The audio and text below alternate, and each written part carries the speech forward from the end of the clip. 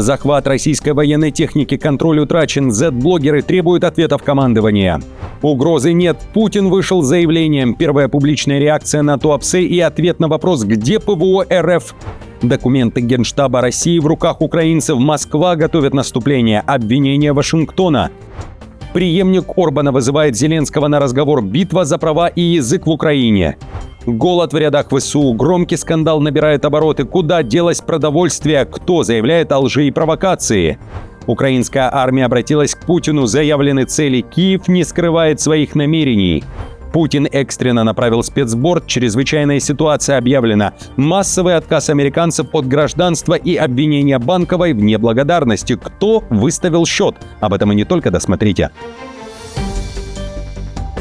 Всем привет, друзья! Это «Время Прядко». Коротко, четко и по делу о том, о чем говорят в мире. Спасибо за поддержку. Начинаю. Преемник Орбана едет в Украину и зовет Зеленского на разговор. Победивший на выборах в Венгрии Мадьяр предлагает Зеленскому встретиться в начале июня в украинском Берегово, городе, где большая часть населения – это этнические венгры. Главная цель встречи – улучшить положение венгерской общины в Украине и добиться восстановления ее языковых, культурных и образовательных прав. Объявленные Украиной в 2025 году изменения в сфере образования являются позитивными, но недостаточными, считает венгерский политик, поскольку экзамены и административные процедуры по-прежнему проводятся только на украинском языке. Напоследок Мадьяр призвал Зеленского сделать смелые шаги в этих сферах в сторону европейских ценностей и подлинной свободы и равенства.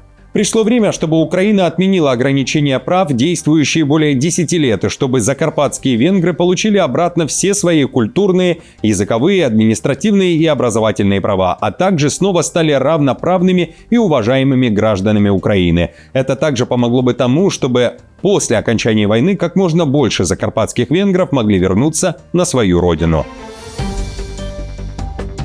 Голод на передовой. Новая проблема в украинском войске. Главком ВСУ Сырский начал отчет. До 20 мая командующие всех группировок и корпусов должны лично проверить обеспечение бойцов едой прямо на линии соприкосновения. Искаженные доклады о реальной обстановке будут иметь для должностных лиц прямые и жесткие негативные последствия, говорится в заявлении украинского Минобороны. Накануне ведомство признало перебои с поставкой продуктов на боевые позиции 3 бригад 30-й, 128 и 108 бригады теробороны. Случаи, когда военные на отдаленных позициях остаются без нормального питания, не должны стать системой, подчеркнули в Минобороны. Поводом для проверок стали жалобы родственников военных. В частности, жена военного 108 бригады теробороны опубликовала фото истощенного мужа, который на нуле уже более 70 дней. Женщина пишет, что ее муж и его сослуживцы дежурили по несколько дней без еды и питьевой воды. Когда обеспечение все-таки получалось доставить, его делили на всех. И этого получалось критически мало. Позиции постоянно разрушаются обстрелами. Их надо постоянно восстанавливать, копать и укреплять. Материалы отсутствуют. Когда ты истощен, копать очень тяжело, не говоря уже об отражении попыток штурмов. Позже в 128-й бригаде, которая также подверглась критике из-за проблем с продобеспечением, заявили: все неправда. Подразделения, выполняющие боевые задачи, регулярно обеспечиваются продуктами, боеприпасами и всем необходимым. Доставка провизии регулярно осуществляется с помощью беспилотников, и этому есть видеоподтверждение, сказано в официальном сообщении бригады. Реальная проблема – это ротация, говорят военные. Путин принял решение о новом наступлении. Военно-политическое руководство России планирует привлечь для этого больше личного состава. Готовится мобилизация. Об этом говорится в документах Генштаба России, которые попали в руки украинцев. О полученных данных заявляет Зеленский и говорит, что Украина готовит ответный удар. Цитирую. Соответственно, задачей Украины является дальнейшее увеличение процента безвозвратных потерь оккупанта, уплотнение линии применения дронов на передовой и масштабирование наших дальнобойных санкций против российского производства оружия и нефтяной отрасли. Российская сторона обвиняет Зеленского во лжи и называет информацию о мобилизации информационным вбросом. Кремль при этом уверяет, что этот вопрос не на повестке дня. Однако Путин хочет войны и готов уничтожать население. Уже такое заявление сделал Трамп. Об этом пишет Daily Mail. Специалисты расшифровали разговор Трампа с британским королем Чарльзом III, который прилетел в США. На встрече перед Белым домом Трамп решил прошептать британскому монарху некоторые новости. Кадры уже попали в руки липсинг-специалистам, и те выдали диалог, который пытался погасить король. Помимо последней стрельбы, которую назвали покушением на американского президента, разговор пошел о войне в Украине. Итак, цитирую. Затем Трамп сменил тему, сообщив королю, что он находится на связи с российским лидером. «Прямо сейчас я разговариваю с Путиным», — сказал Трамп. «Он хочет войны». Король Чарльз отметил, что они обсудят эту тему позже. «Мы обсудим это позже», — ответил король. Однако Трамп продолжил. «У меня есть ощущение, если он сделает то, что сказал, он уничтожит население», — предупредил Трамп. Монарх снова попытался сменить тему. «В другой раз», — сказал король Чарльз. Позже президент переключился на более легкую тему – проект бального зала в Белом доме. В то же время не о бальном зале говорят в России. Путин отдал приказ и направил спецборд в Краснодарский край. Одна из горячих точек на карте далеко от линии фронта. Причина – третий масштабный пожар в результате дальнобойного удара Украины по НПЗ. Его пытаются ликвидировать в эти минуты. На сайте Кремля опубликованы обвинения в адрес Украины из-за точных ударов по Туапсе. Таким образом, киевский режим своими действиями и дальше увеличивает дефицит нефти на мировых энергетических рынках и без того испытывающих значительные трудности из-за ситуации в Ормузском проливе и провоцирует дальнейшую дестабилизацию на них. В то же время российские медиа пишут: власти признают провал. На место уже прибыл спецборд МЧС с министром Куренковым. В регион перебрасываются дополнительные силы для ликвидации пожара, нефть разливается по улицам, горят дороги, объявлен режим чрезвычайной ситуации, говорится в сообщении оперативного штаба Краснодарского края. По решению главы МЧС России приведена в готовность группировка водолаза в районе города Туапсе. При необходимости специалисты проведут дополнительные спуски, обследуют акваторию на предмет разлива нефтепродуктов из-за пожара на нефтехранилище. Когда Москва прикроет системами ПВО крупные города и НПЗ страны? Этот вопрос задали Кремлю. Там на 5-м году войны ответили так. Ведется напряженная работа в этом направлении, но что касается любой информации о местах поражения в результате ударов киевского режима, это закрытая информация, мы не будем говорить о ней публично. Напомню, что перед последним ударом по НПЗ в сети появились спутниковые снимки Туапсе, были видны последствия первых ударов ВСУ. Украинские асинт-аналитики уточняли, что, судя по кадрам, там еще остались потенциальные цели, которые в итоге и были поражены. Командующий украинскими силами беспилотных систем Роберт Мадяр Бровди при этом заявил, что его подчиненные – это красная тряпка для россиян. Удары по России – это перенос войны на территории РФ, чтобы граждане почувствовали то, что чувствуют украинцы. Об этом говорится в интервью Бровди BBC. Он, как украинский военный, отправляет сигнал Кремлю и Путину. В обращении говорится: 1,5 или 2 тысячи километров вглубь российской территории больше не являются спокойным тылом. Далее цитата: «Свободолюбивая украинская птица летает туда, когда и куда захочет». Удары по НПЗ он обосновал так. Путин добывает природные ресурсы и превращает их в кровавые доллары, которые затем направляет против нас в виде дронов «Шахед» и баллистических ракет, говорит командир Бровди, обосновывая удары. В то же время российский министр обороны Белоусов угрожает Европе. Он говорит, что США уже не так помогают Украине, как ей помогает ЕС. В частности, и производством на территории Европейского Союза ударных БПЛА, которые потом летят по России. Москва намекает на непредсказуемые последствия. Какие именно, не говорят. Но ранее подобные заводы и места сборки называли законной военной целью ВС РФ. Подобные действия способствуют резкой эскалации военно-политической обстановки на всем европейском континенте и могут привести к непредсказуемым последствиям. Уже вечером 28 апреля Путин впервые публично отреагировал на удары по Туапсе. Он считает, что это гражданские объекты, ему доложили, серьезных угроз сейчас нет. Действия Украины назвал террором. Вот последний пример – это удары по энергетическим объектам в Туапсе, которые потенциально могут вызвать и экологические последствия серьезные. Правда, вот губернатор только что докладывал, на месте находится. Ну, во всяком случае, пару часов назад находился. Вроде серьезных угроз нет, и люди справляются на месте с теми вызовами, с которыми сталкиваются. Иран в состоянии коллапса и требует, чтобы США открыли Ормузский пролив. Об этом в своем True Social написал Трамп. Поводом для публикации послужил новый иранский план, переданный в Белый дом через пакистанских посредников. Суть плана, как вы помните, по данным западным СМИ, открыть Ормузский пролив и снять морскую блокаду, а переговоры по ядерной программе отложить на потом. Вашингтон такой вариант категорически не устраивает, говорит Трамп. Цитирую. «Они хотят, чтобы мы как можно скорее открыли Ормузский пролив, пока они пытаются разобраться со своей ситуацией в руководстве, что, как я считаю, у них получится».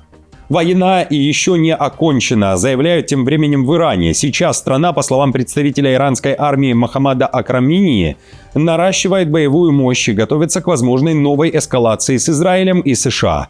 При этом иранский генерал отметил, что во время недавней войны Тегеран продолжал выпускать ударные беспилотники и буквально на следующий день отправлял их в бой. Если Трамп или Нетаньяху снова пойдут в бой и поставят под угрозу безопасность Ирана, ответ будет значительно жестче, заявляют в Иране.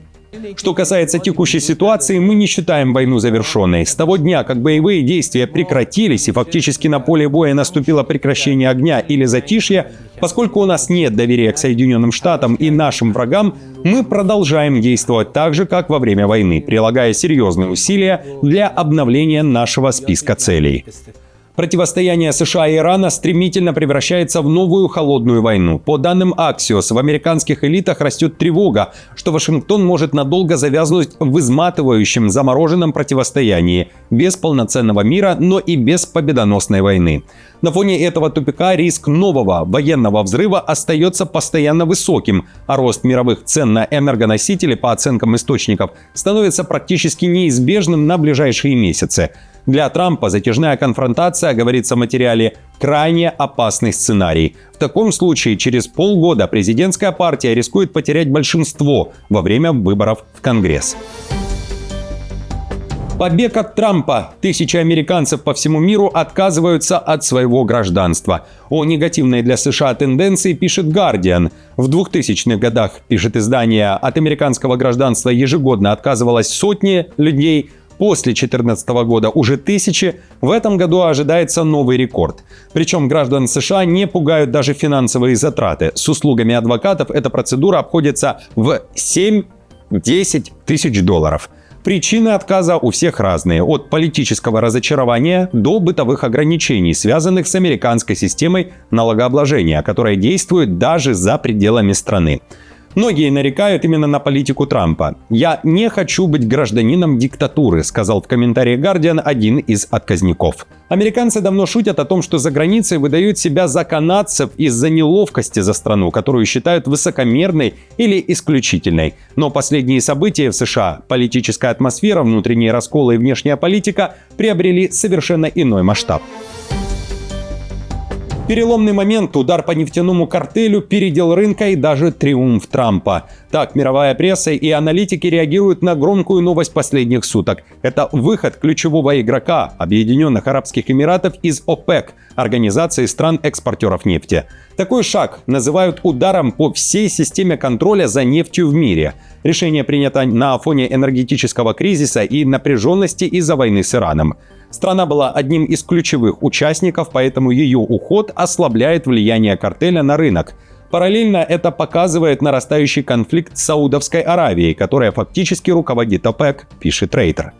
Главный плюс для самих ОАЭ – теперь они смогут добывать больше нефти без ограничений по квотам. Эксперты считают, что это может снизить цены и сыграть на руку потребителям. Но внутри региона это только усиливает раскол между союзниками, который давно назревал. Рейтер также пишет, что это событие – это победа Трампа. Выход ОАЭ можно считать победой президента США Дональда Трампа, который еще в 2018 году в своем выступлении на Генассамблее ООН обвинил организацию в том, что она обирает остальной мир, искусственно завышая цены на нефть. Новый виток эскалации. Турция, Египет и Алжир, помимо Израиля, решили поживиться украинским зерном с оккупированных территорий. Об этом заявили в МИД Украины.